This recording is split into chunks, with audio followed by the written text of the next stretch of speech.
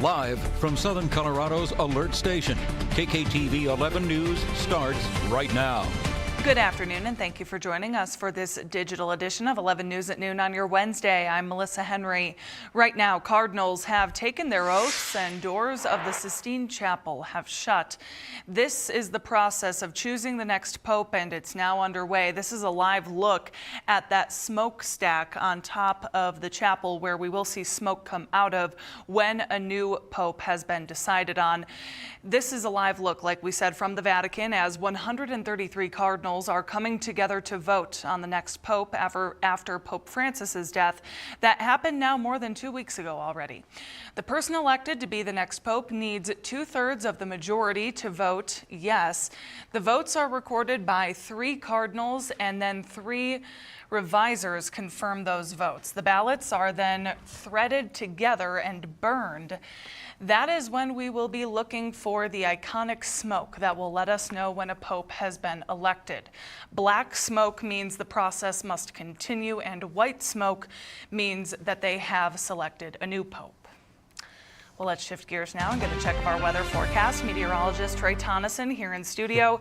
It's still pretty gloomy out there today, but I mean, are we on the end of this system? What are we looking at? Yeah, absolutely. We're on the tail end of this system, and it's certainly gloomy, like you said, but a little less intense than it was yesterday when we saw those steady showers, heavy rainfall, and snow across the area. Now, some of each of those components continues up until this point. But let's jump on outside to Cheyenne Mountain, sponsored by Springs Law Group. Firstly, because it shows you this, some areas aren't completely clear of the rainfall and the visibility issues as of this point. This is where you find a temperature of 47 degrees.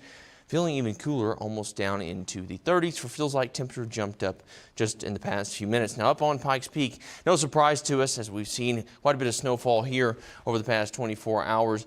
But here's what it looks like in terms of current radar imagery.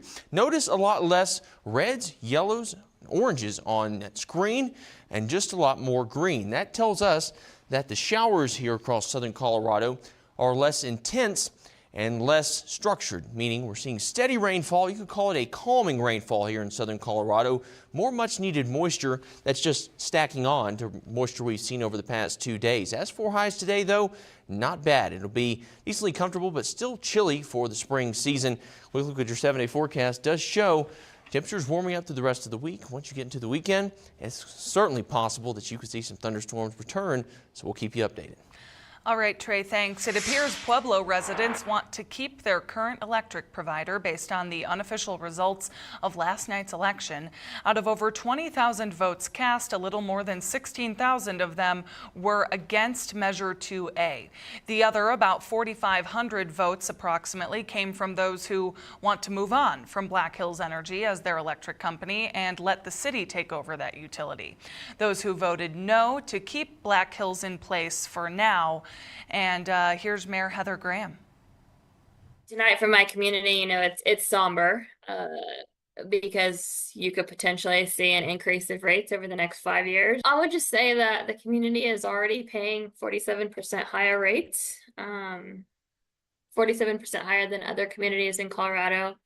It's a huge burden when it comes to economic development within our community. Mayor Graham also says Black Hills' contract with the city is up for renewal in 2030, and they'll reevaluate everything at that time. On Tuesday, the Colorado U.S. Attorney's Office charged 5 people with possessing intent to distribute fentanyl pills on several occasions.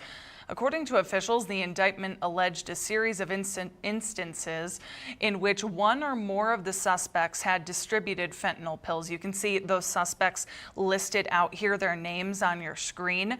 Officials said 4 of the incidents involved Rodales, who worked alongside Calix, Moncada, and Villanueva. They also said 2 of those involved Ochoa, who did deals by one day by himself, and with Rodales and Villanueva another day. And tonight, the Denver Nuggets are taking on the Oklahoma City Thunder for Game 2 in the second round of the NBA playoffs. The Nuggets won a close game on Monday with another playoff game winner from Aaron Gordon. Tip-off for tonight's game is set for 7:30 p.m. in Oklahoma City. Today is the last day to get your ticket for this year's St. Jude Dream Home giveaway and to be entered for a chance to win that hot tub courtesy of Hanson Hot Spring Spas. Here is some of the video of what that hot tub looks like that you could win. It's a Hot Spot Pace 5-person hot tub with a cover. This is the 12th year we have done the St. Jude Dream Home giveaway, and Hanson Hot Spring Spas has been a prize sponsor since the very beginning. I think the main thing that has always been established is for the kids, right? And so, and as part of a locally owned business that we've been here for 47 years, we want to give back to our community. It's part of our core values. And then, like we've been showing you, it's so important though, these are some of the faces of the kids that you've helped over the years with this campaign. Tickets are $100 like they always are, and that money goes straight to St. Jude Children's Research Hospital to help their mission. Your one ticket purchase could help provide one red wagon. That's the preferred mode of travel through the halls of that hospital instead of in a wheelchair. And tickets are selling fast. They're going faster than they have in past years, and they always sell out, so make sure to get your ticket soon. Here's how you can do it. First, you can scan that QR code on the side of your screen, and also before they sell out, you can make sure that you get a chance to get that hot tub. Again, you have to buy by midnight tonight in order to get a chance for that hot tub. You can also call the 1-800 number on your screen. That's 800-379-5217, or you can go to 11cares.com. The annual Stamp Out Hunger event is just a few days away now. The nation's largest single-day food drive run by the Association of Letter Carriers. That's on Saturday. You can help by participating in the event.